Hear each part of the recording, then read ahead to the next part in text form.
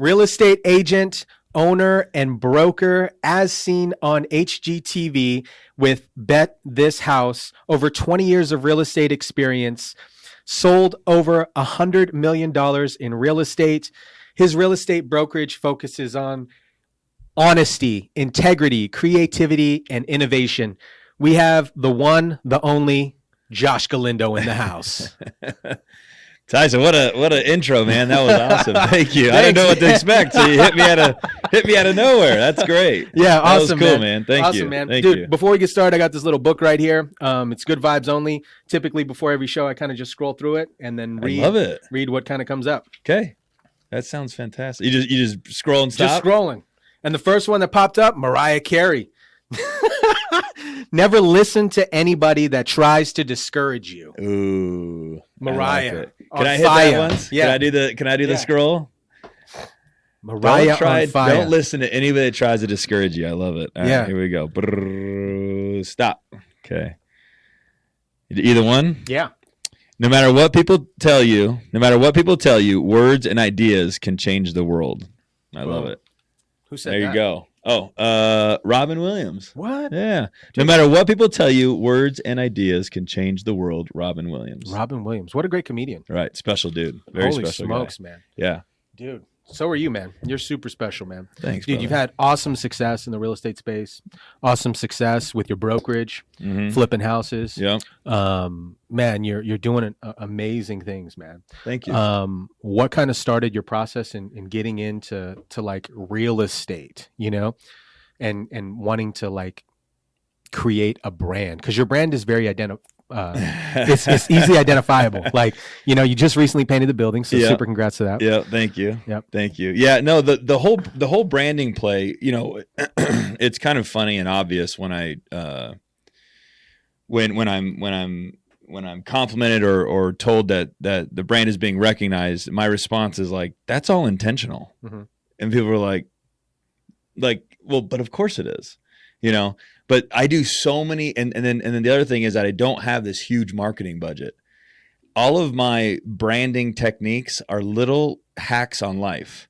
And I know you asked the question on how I started with real estate, but I'm going to touch on the branding thing because that one's important and impactful for me. One, I'm a big believer in always wearing the brand. Mm-hmm. Okay, there's no better billboard than your body. Mm-hmm. It's constant. It's everywhere you are. What I'm saying? It kind of sounds crazy, but and I'll give you an example of it. People pay for impressions, on social media, or maybe not pay for it, but they certainly pay attention to them. So I act like I'm on I gear up, leaving the gym. I'm in the back locker room. I act like I'm texting on my walk to the car, and I'm filming a video. And I go from the VIP locker room to the regular locker room, past the juice bar, past the front desk, out the door, through the parking lot, all the way to my car. I went back and looked at that video. I counted 17 sets of eyeballs where people connected, and you can just see that they do like that glance where their subconscious is picking up your brand. Yeah. 17 people in one walk in one day looked at me, and my brand was subconsciously implanted in their brain. Mm-hmm. Okay. So that when people aren't advertising on their bodies, it's a total waste of valuable real estate. 100%. So that was there's that component. I put the stickers on my cars. I back the cars in. Why do I back the car in versus pulling it in straight? Because it's a little bit different than everybody else. So when you do things just a little bit different than the norm, then you'll get attention. Yep. My building, I initially painted it purple because I was new to the scene and I kind of wanted to make a statement. Huge statement. The building was purple. Yeah. Stuff like that. I have a family car, a daily driver, and I call it the date night car, but really it's mainly my car, and then my wife gets to enjoy it on the random date nights. But that one's always a little bit special, and that one is, I spend a little bit more money on that one. It's usually a nicer car, and I brand it. When I go to Home Depot, I park in the very front and I turn my flashers on so if anybody's upset with me, it looks like I'm loading something that is heavy and I'm justified at the spot. Now, every person walking into the building, let me give you a crazier one. I took handfuls of pens at the Golden Knights before they went completely sign your receipt free. And I walked around the entire stadium and I took the existing pin from when people were signing and replaced it with a Galindo Group real estate pin. Wow. And I hit the whole stadium. And the craziest thing is, and I did the same thing at the at the game, the Aviators game, the baseball guys. Really low cost too. Yeah, that's what I'm saying. Like, so people get so hung up on having to write these big checks to market and brand themselves, and you can just do all these little tiny things. You know, like I'm a big believer in a nice watch. Mm-hmm. The nice watch is just me communicating to the world that I've made proper decisions and it might be a guy that's worth getting in business with. But the rest of my outfit, Amazon. Yep. You know, these were a Christmas gift. You know, these are the knockoff lids hats. Mm-hmm. You know, the rest of my life is incredibly frugal. It may not appear that way, but it is. Mm-hmm. I live very, very frugal, and I'm very intentional on the things that I spend money on. And I'm spending money on them to get a return on it. It's not just to flash. It's like, because I could buy a Gucci belt and be flashy, or you could spend a little extra money and get a Rolex. Right. You know, and one, the Rolex sustains its value, it appreciates, and it sends people forget how important it is that what you're projecting into the universe is really you communicating with outside of a verbal component. That's why I think my brand's so powerful, because I don't go on any social outlets or even let alone in person and go, I'm rich. Hey guys, is everybody paying attention? I'm rich. I'm rich. Right?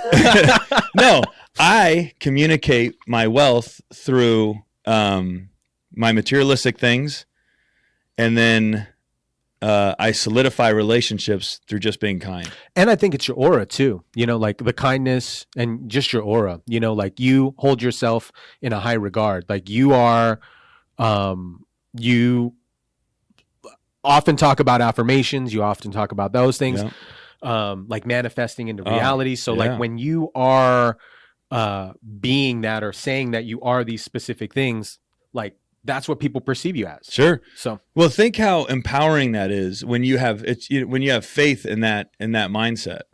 And I know you do, because you're living it. And you just gave me a tour of your incredibly beautiful office and studio, and you are which you already know this, but you are a perfect example of someone that has a vision in your brain, put a little energy behind it, and you just have faith it's going to happen. So think how incredibly empowering that is as a human being to embrace and believe in that mindset. Now you've got you arguably almost have complete control, and control is not the greatest word. It's probably a level of safety or reassurance that you will have what you want throughout your life. Mm-hmm. Think how empowering that is. Some people actually like this is how crazy it is if you want to flip the script.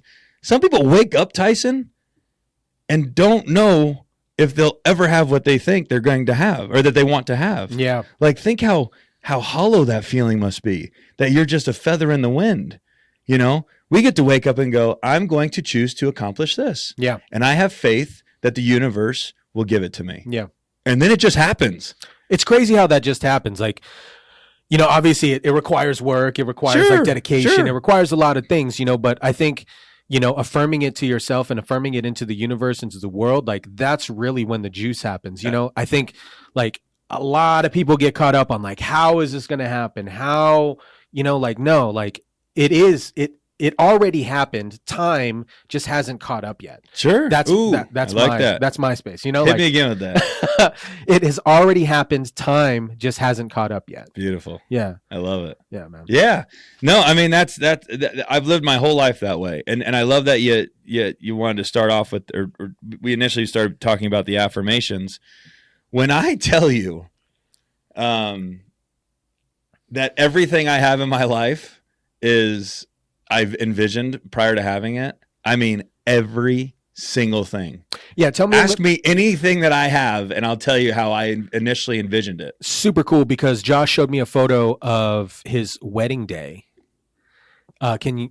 That was a couple weeks ago. Can you share about the wedding day photo? So obviously, you know, a young boy. Growing up, cars are awesome. I think cars are great. My two young boys love cars. You know, they can identify a McLaren, a Lambo, a Ferrari, the type of Lambo. They're all based on their little match cars, their little Hot Wheel deals. You know. Anyway, so I grew up with the same enthusiasm around cars. So my dream car, always growing up, was the Lamborghini. I loved the Lamborghini. I just thought it was such a cool car. So when I got married, my wife and I, of course, interviewed and looked around and looked for a million different venues to get married at. And we landed at the Bears Best Golf Course. The Bears Best Golf Course is the golf course for the community, the Ridges in Las Vegas. It's arguably, in my opinion, there are equally nice communities, but as far as location and all the buttons, in my opinion, Summerlin is by far the best location in Las Vegas. I would agree with that. And inside Summerlin is the Ridges. Yeah. And there's an argument that that's, a relatively nice community. Relatively nice. It's a super nice. Well, it was. I was gonna. It's super nice, but the summit came in and humbled the Ridges. The summit's pretty solid. The summit's pretty solid too. So yeah, I gotta speak, lightly. I gotta speak intelligently around that now. But anyway, so the golf course is Bears Best is the golf course for the Ridges. Okay, I get married. I rent the Lamborghini on my wedding day. And just say to myself, if I'm going to spend $25,000, which was how much the wedding was at the time, and at that time that was an astronomical amount of money. Where were you at the time in regards broke. of your? Okay, so you're broke. I sold this girl Lisa, good friend of mine. She'll know who I am. I won't say her last name. $135,000 short sale that took like 9 months to get approved and close, and I got the check. And after all my broker's bullshit fees, because at the time there was brokers could justify a lot of bullshit fees. I think my check was like $2,800, and the deposit on the wedding venue was like $2,000. Wow! And I remember having some resistance and letting it go. That's how. I mean, I've been broke. Yeah, dude, this wasn't even as broke as I've been. If we want to go into how broke I've been, I could get into those stories too. But this one, So to say where I was at in my life, yeah, that was how little money I had. But I think I knew what you were getting at was the power of manifestation. Yep. Okay. So I just live my life. I get married and I just hit the ground running, going. I got to kind of give you a little noise and movement. And then boom, I land in current time. Okay. I recently bought a Lamborghini Huracan. Super dope, by the way. Super dope. I'm very proud of it. Thank you, Tyson. Super dope. And it came to me in a very unique way. It wasn't like I said, I'm going to go buy a Lamborghini. A series of events took place that put me in a position to stimulate that part of my brain. And then the universe was also acting behind the scenes with my financials. So my brain was in the right space. My financials were in the right space. And then the car showed up. And that's how I bought it. But so I bought the Lamborghini. Well, I've been living in the Ridges since 2018. And I'm like, drive home in the Lambo. And I have kind of a moment. I'm like, holy shit. Dude, I got married here 10 years ago at the top of Bears Best with a rented Lamborghini and a vision of one day maybe living in here. It gets me emotional just thinking about it. And I'm fucking living it. I just pulled up to my fucking house in the Ridges in my dream car that I own. That's a Lamborghini. And 10 years ago, it was just a pipe dream. Wow. It was incredible. It was I've accomplished a lot. That stupid $237,000 car, which I could have bought fucking 8 years ago. I could have bought 50 of them. Yeah. Was a really cool solidifier of the success. Yeah, it kind of seals that envelope, man. Because the picture that you showed me, you guys, I think you were in front of a white Lambo too. Yellow. Yeah. Was, if it was white, well, the Crystal's wedding dress may have thrown your colors a little bit, but it was yellow. But if it was white, holy cow, that would have been wild. How cool is that, man? Yeah. So you were dead broke when not dead broke, but you were broke. I was alive broke. when you got married. How is something that I wrote down is adversity, right? Sure. How has what are some positive effects of going through adversity? It's a limitless list of positive effects of going through adversity. There's nothing there's nothing that makes a human being better or stronger than that. One, you get creative. That's what I'm saying. So I got to kind of give you some context to my journey. So I turned 18, I was a grinder my whole life, and I wake up with a tremendous amount of energy. When I go on vacation, I literally have to wake up and I'll use my Brian Head place. I have to go outside and shovel snow for like 2 hours to feel worthy of sitting down and eating like shit and drinking like shit. If I just start my day that way, it will fuck my whole brain up and the rest of my day. And it's just because I wake up with such a blessing. I'm so thankful that I'm blessed with this amount of energy. I wake up with this burst of energy. So I have to go to the gym to ensure peaceful and productive relationships around me the rest of the day. Yeah. Like that's how important it is for me. So I was just blessed with that level of energy. Having said all that, I had to explain that to justify. When I was 16, 17, 18, let's call it 18 years old, I wanted to buy a house. I was like, I just want to buy a house. How do I buy a house? I was like, I need to save money. Well, how do I save money? I'm living on my own. I was like, hey, I'm working at this restaurant called Nora's. This guy straight from Italy named Lino comes in, and he's looking for roommates because he's got no money. I'm like, well, how many beds you got? He's like, I got 1 bedroom. And he's like, and I just got this other guy to bunk with me. Me, Lino, and this other guy, I can't remember his name, put our king-size mattresses in the master bedroom. You couldn't even walk unless you were stepping on each other's beds. And we all slept in that bedroom at whatever hours we slept.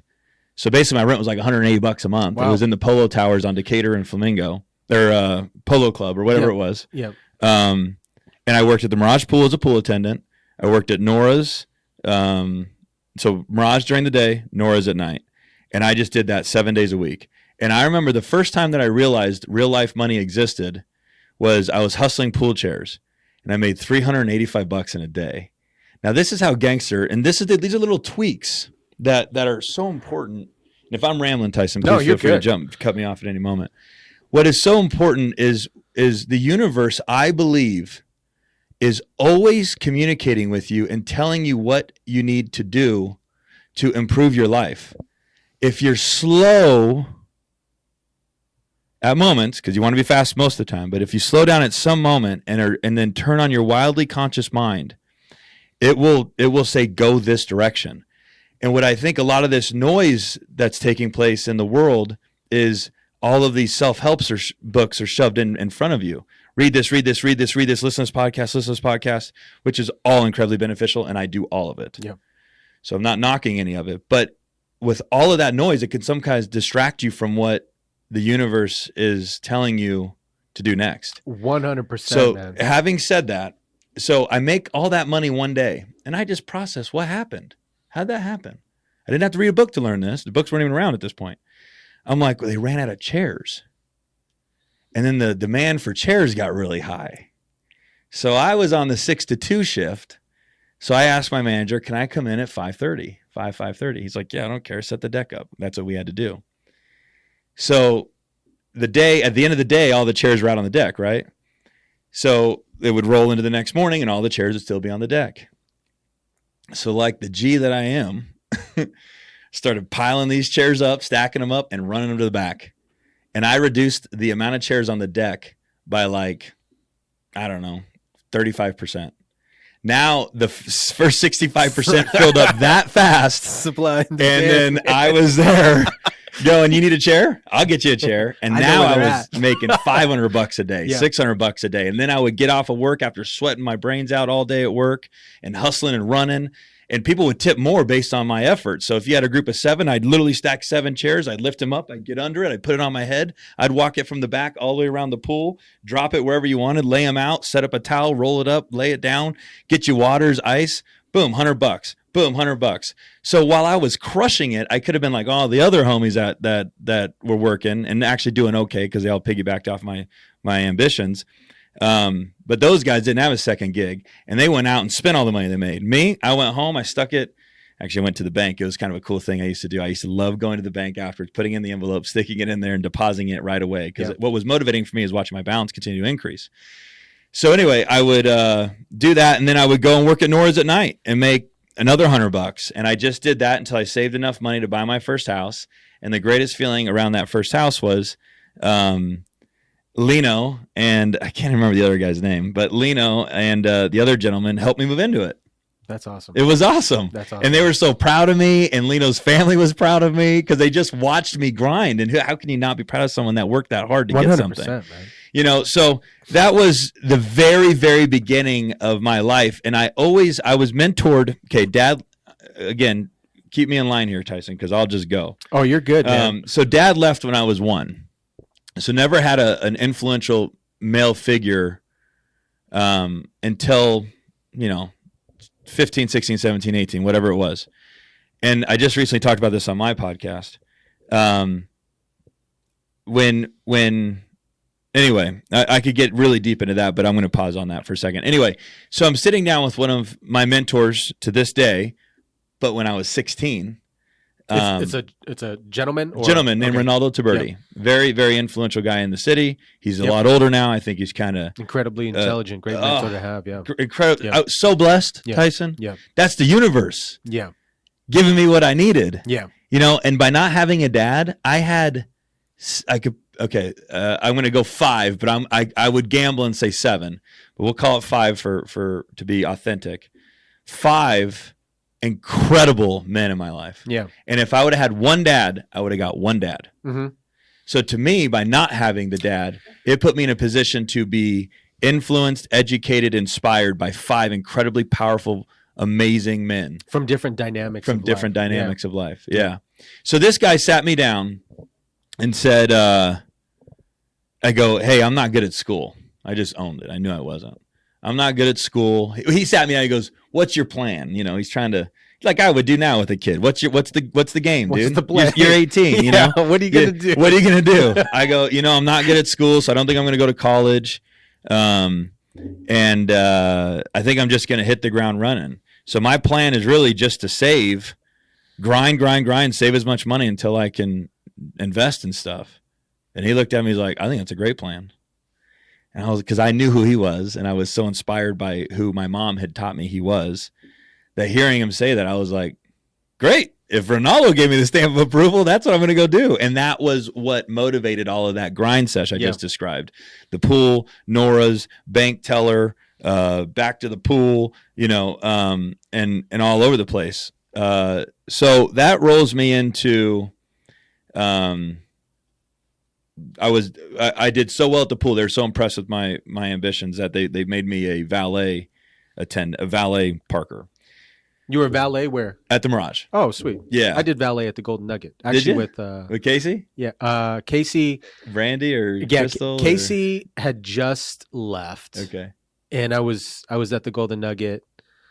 And then I met Parker. Yeah, Park. That's where I met Parker. Okay. And it's fun. It's pretty cool. That was a cool gig. It's a small world. It's a fun gig. Super cool gig. Fun gig. So I worked there. Long story short, mom goes, I see the writing on the wall here. And my mom was ambitious, intelligent, grinder, very similar path as me, not formally educated, single mom, grit, left the house at 17. Dad had cancer for the 16 years from however old she was to whenever he died. But is your dad still around? My dad, yes, he lives. He's alive. He just chose to leave. Got it. Which to process that and what I put around that, because now that I am a father, it is an unfathomable idea. It can't even tap into my conscious to think that I would look at my 4 beautiful, innocent children and go, I am going to terminate my parental rights. Yeah. And the reason it's so difficult to even, 1, vocalize it, 2, obviously could do it, is because God, universe, planet has wired our bodies outside of conscious choice to care for your offspring. Yep. So, and this is how I've chalked things up, because it's the power of being in tune and intelligent, is you can carry around this event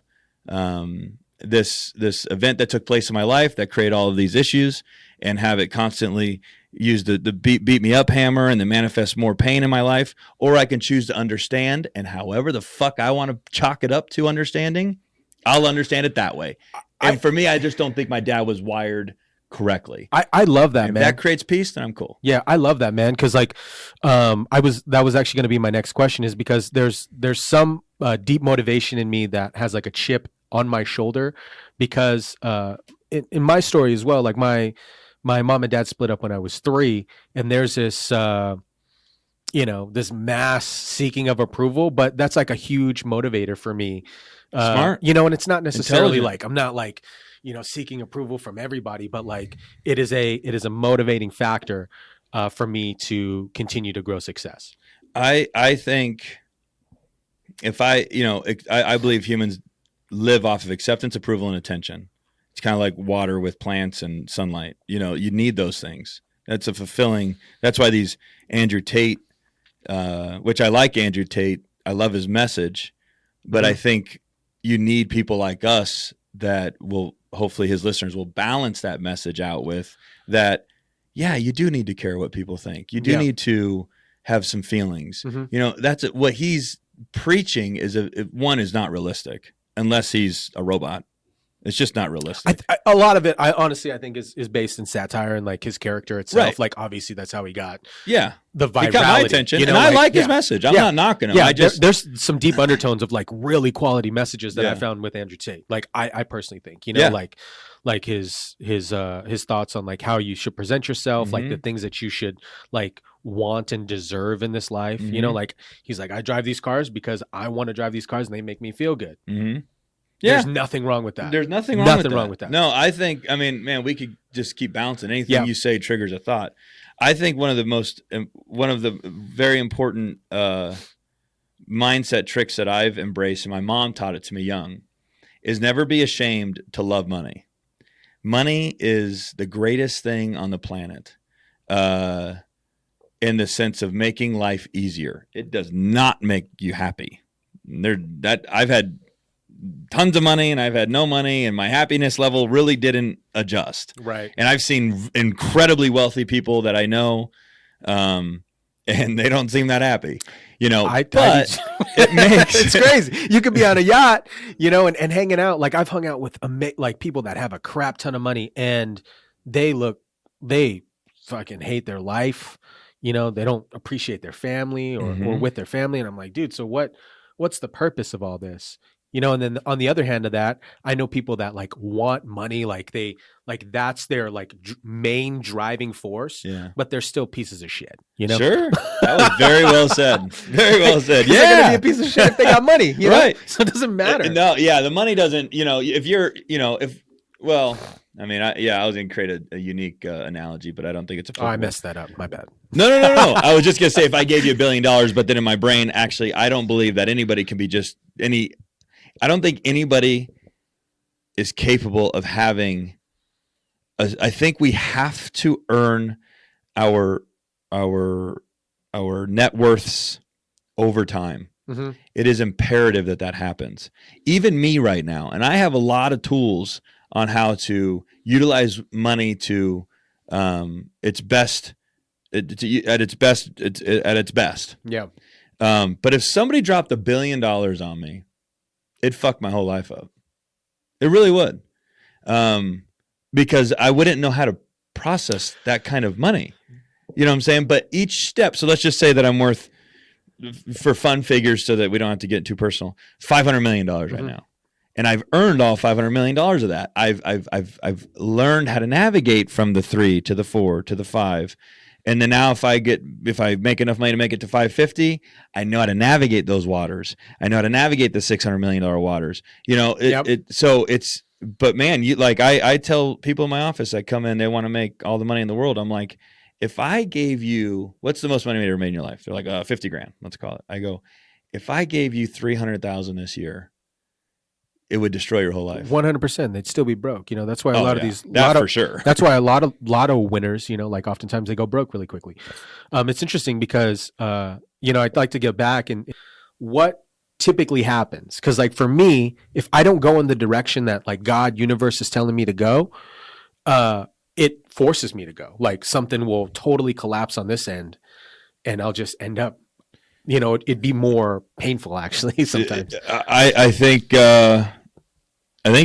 your response to your question is accurate. I will put my spin on it, but I think that the underlying answer is the same.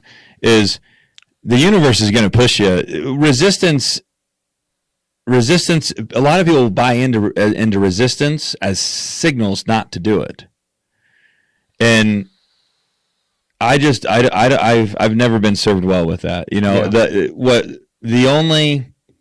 the only the thing is what I don't want to do, a lot of my tools are built block by block by block, which is every experience I have on literally on a minute by minute basis, second by second basis, hour by hour basis, into a daily basis, into a weekly, into a monthly, into a yearly, I've been on the planet for 38 years. So it's important to articulate to the audience, and that is what I want to be known for, is someone that is just incredibly transparent and clear with the message.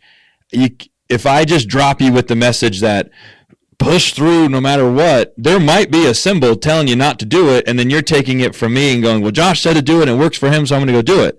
So everything's got to be taken with a grain of salt, because I have other intuitions that are keeping that desire to push through that resistance that you're describing in check.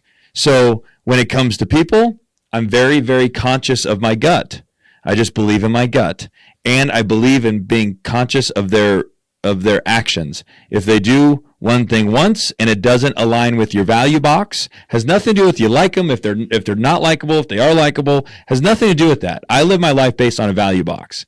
And so if you don't take care of your kids, that is a value that I hold very dear to me, because I was a kid that was not taken care of by my dad. My mom, of course, overcompensated, did a great job with that. So if you are a male in my life that doesn't take care of his kids, you could likely say to yourself, I'm probably not going to be real close with you. Doesn't mean I'm not going to be nice to you or cordial, but you're outside of my value box. And I use that as an example. So with people, that's how I operate. So if I want to pursue a relationship, let's say that this mentor is a cokehead who cheats on his wife. Well, but is that a symbol that, well, maybe I should look past the coke and the cheating on his wife because he's so valuable in the form of a mentor? No, that's where my value box comes in. So that's a resistant to me. And so I use my value box as a filter. Okay. That's when it comes to people. When it comes to aspirations, accomplishing the next goal, whether that be buying the Lamborghini, buying the building, buying my cabin, buying watches, all of these things make me uncomfortable. They physically make me uncomfortable. And what has happened is I've done it so many times. Now I'm conscious that when I'm experiencing that uncomfortable feeling, it's a positive thing. It doesn't mean that it feels great. It's like, oh, I'm in euphoria. No. I just understand, because I'm hovering here at all times watching this capsule operate throughout the world. I go, Josh, you're feeling it. I know physically it feels scary, but this is when you jump. And because I've done it so many times, I have faith in that mindset. If it's your first time, feeling that fear, scary. It's going to be super scary, and you may retreat. Yeah. But the second, the third, the fourth, and the other thing that I look at life like, as I have progressed, it's important to say that as I've progressed. In the beginning, I was very meticulous, very afraid to make any mistakes, but you really can't fuck up that bad. Like if you think 100%. About it, like if you take a shot, like the Lambo, it's like, well, I just can't stand buying depreciating assets. It drives me crazy. So I'm like, do I buy it? I want the best deal ever. I want to get the right one. I want to get the right miles, the right year, the right make, the right this. And then Crystal, actually all my friends looked at me and go, so if you lose 20 grand on this thing and you rocked it for 2 years and you had your logos on it and it put you on the attention map, did you really lose 20 grand? And I'm like, oh, yeah, I guess I didn't. And then, so all that anxiety that I was experiencing prior to processing all of the external information, and I hope I'm making sense here. You are. Right? Yeah. Okay. Before processing all of that, I could have interpreted that as resistance. Yep. But I didn't. I was conscious that feeling of, and the other thing that I live my life by, and you can ask any one of my kids, you'll just ever hear me. If I'm ever next to them, challenge them. Please, Tyson. Yeah. You look at him and you go, no brain. And I want them to finish it with, that's not fear, that's excitement. What I have told myself, whether this is scientifically true or not, is that the same release of hormone that creates fear and anxiety is the same hormone that creates excitement and happiness. It's just the circumstances that you're in are defining whether to feel happy or scared. I have no clue if that's right, but I was like, fuck it, it sounded good. And so now when I'm feeling fear, I say to myself, no brain, that's not fear, that's excitement. Yeah. Because I think they can often be misconstrued, because it's the environment, I think, that that may place fear on it. And then it's that second notion. Like for me, it's that like monkey brain, it's just like, oh, I'm going to do this thing, but that, and I'm like, no, that wasn't my first thought. Like my first thought was, go for it. Yeah. I wanted to wrap up. You recently had talked about living above your means on a post. You had talked about, people can make X amount of dollars, and they're buying a car that necessarily they can't afford, or they're buying the house that they can't afford. And I think the reference was like $50,000 or something. $100,000 a year. Yeah, $100,000 a year. Can you elaborate a little bit on that and talk about like living above your means or below your means? So, there's two different types of ways to live. See, that's why, I'm learning in the social media space. You got to be, that I wish I had. I've either got to get better at communicating my message very quickly, or I got to have more time to communicate it. But I actually believe in both ways. I believe in living above your means if the spending that you are conducting is going towards assets. Mm-hmm. And they can be materialistic assets. Mm-hmm. Everybody thinks it's got to be a real piece of real estate, or it's got to be a stock. No, it can be a materialistic asset. So, for example, like everything in my life that is expensive is an asset. My Louis Vuitton bags. I only buy Louis Vuitton bags. Okay, I bought my first Louis Vuitton bag in 2011. 11, let's call it 10 to 20. That's 12, 13 years ago. Okay, not 12 years ago. That bag is doubled in price.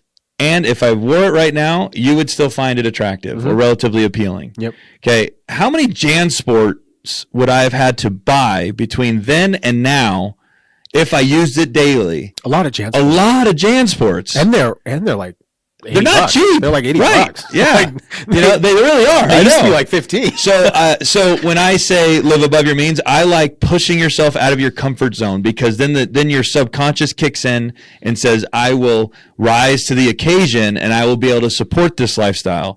But when I say living below your means is like on a social level. Mm-hmm. I guess this is a great question for me to have to answer. Is on a social level, because you don't realize that if you go to dinner one day a week and spend, you want to stop? You're good. If you go to dinner one day a week and spend $70 out the door, tax tip, everything, just once a week, and then you go out Friday, Saturday, and then you go to brunch on Sunday and you spend, let's call it $100 on each of those, $370, let's call it $400, and then we'll round down afterwards. 4 times 4. $1,600 a month. $600 a month. That's $16,000 a year plus another $3,000. That's $19,000 a year. You're making $100,000. Yeah. You just spent $20,000 on shit. Yeah. Okay. So that part of life, I believe, needs to be tamed and live and conducted below your means. Mm-hmm. Now, if you always live below your means, you're living in a space of lack. Yep. And lack. Well, if lack is the only thing on your mind, you will duplicate more lack in your life. Mm-hmm. It'll perpetuate that. It will. So if you're like, oh, I'm going to go out to eat and just not eat. Right. Or go to happy hour only. Or go to happy hour only. A lot of these things. We could go on forever on those scenarios. Then you're living in a space of lack, and then you'll just repeat and recreate more lack. So that's why I think it's important to identify what type of spending needs to be conducted in the space of lack, and what type of spending needs to be conducted in the space of abundance. Yep. And abundance for me is assets, and they could be material assets in the beginning. And I'm a huge believer, and I wish somebody would have told me this early in my career. If you don't have a nice watch, and I'm not telling you to go buy a $300,000 watch. I'm telling you to go buy an $8,000 to $12,000 watch. Finance it, because this thing goes everywhere with me. You don't know what kind of car I have in the parking lot, but if I'm sitting here on day one and I met you, everybody knows what the white-faced stainless steel Daytona is. Mm-hmm. And I bought this watch for $11,750 in 2018. This watch got as high as like $37,000. A couple years ago, yeah. Yeah, now it's probably back down to like 26, but it's doubled. And what this watch has done for me and my career has been really good. And I actually I don't know if it's a tangible thing, but I know it's been good for me. Yep. So it's important to communicate to your audience. I'm going to summarize what I just said. If you're buying assets, I encourage you to live a little bit above your means, so that you're getting outside of your comfort zone. And then below your means, I want you to be spending as little as possible on the social component of life, but not deprive yourself of living a good life, because I think that's important to stay motivated in the game. But I'm going to give you some perspective. When I was saving and I was a young entrepreneur after I bought that first house, and I only worked at night at Nora's because the pool was done, and then it doesn't matter. I only worked at night at Nora's. So I wasn't making very much money. I would go to the local gas station and I would take a handful of the ketchup packets. Wow. I'm not proud of this to this day, and if I could reimburse them, I would, because I'm a big believer in integrity and honesty. But I would take toilet paper from there. I didn't believe in buying toilet paper, so I would take toilet paper from wherever I was. I was like, well, if I took a big shit here, then I would use this much toilet paper. So I'm going to be a little bit, but I didn't buy toilet paper. I didn't buy condiments. A lot of my friends made fun of me and would say, we got to go. A lot of my friends would say, they'd laugh at me because they'd all go and order the Coke for $2 in the burrito, and I'd be like, give me a cup of water in the burrito. Yep. Or I would order nothing, and they would make fun of me because I would wait, and none of them finished at what they ever had, and I would eat the leftovers. Yeah. So it's just to each their own, man. Yeah. It served me well. It may not serve you well, but if it does, great. I love it. I love it. What was your question, brother? All right, my question is, okay. Tomorrow's not promised, so you can't take your money with you. So what do you say to YOLO as opposed to trying to build something that's not guaranteed? You know does that make sense? It makes perfect sense. It's if you're not living a crazy life, you're pretty much going to wake up the next day, but with health scares and things, you just never know. So what do you say to YOLO as opposed to Dolo?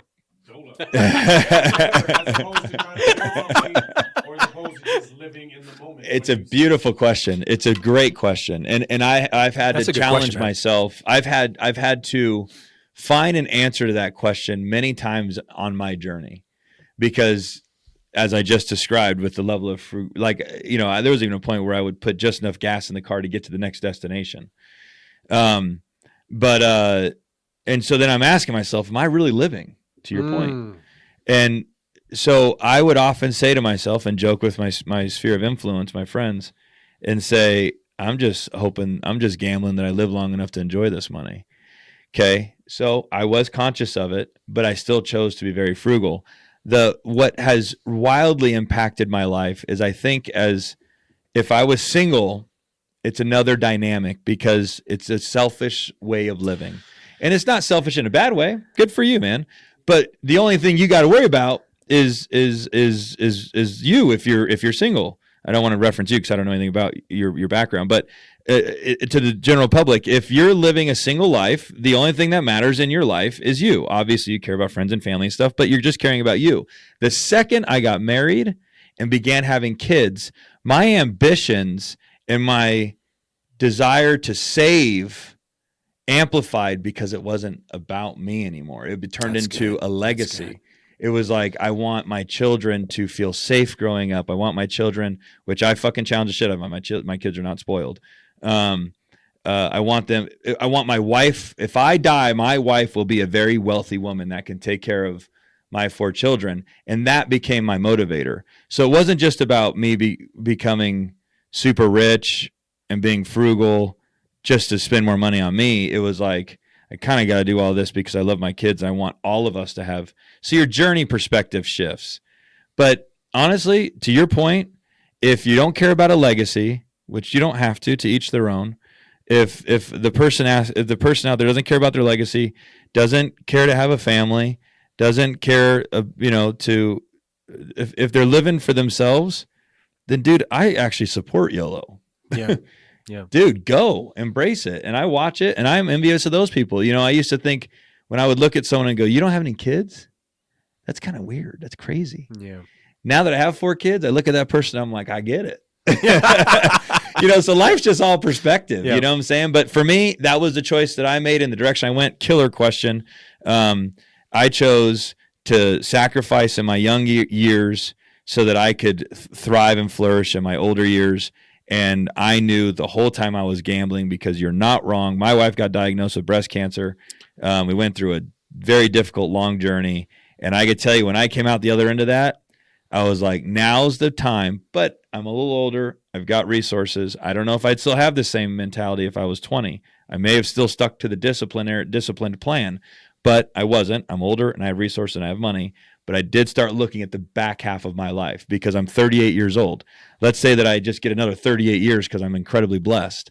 That takes me to like 70 something years old. So if 70 something years old, I might live to 90, but I want my body to work. Yeah. I want my brain to work. Yeah. So 70 something is what I get. So 50% is gone. Mm-hmm. So now I got to start playing the game where, okay, now it's about spending a little bit of it, so it's funny how my mindset has evolved. I'm referencing my old mindset where I was incredibly frugal and cheap and restrictive and lack. And then now I'm living in a space of extreme abundance. Now, did I get to the space of extreme abundance because I lived in that space of lack? I don't know, but that was my journey. Dude, Josh, thanks so much for hopping on, man. Great. Thank you so much for answering these questions. Of course. Can you share where people can find you? You got to go Galindo. You got to go Galindo. You got to go Galindo. Share Instagram handles and where they can find you. The name's Josh Galindo. Galindo Group Real Estate is our company here in Las Vegas. We can be found at Galindo Group RE, Galindo Group RE. That's the Galindo Group Real Estate side of it. And then my new social media brand, which is I Am Josh Galindo. I would really like if you guys would go and follow that. We're going to be spitting more of this content. That is at I Am Josh Galindo on all social media outlets. And I'm incredibly blessed and thankful to have been able to be here with you. Yeah, man. What a great exchange of conversation. So man. I really appreciate it, man. Thanks for coming. Appreciate you, Josh. My pleasure, Thanks, brother. Man. Guys, if you enjoyed this and you want to see more content just like this, go ahead and click the video right here. Guys, we'll see you on the next one. Be kind, rewind. Peace. That was sick.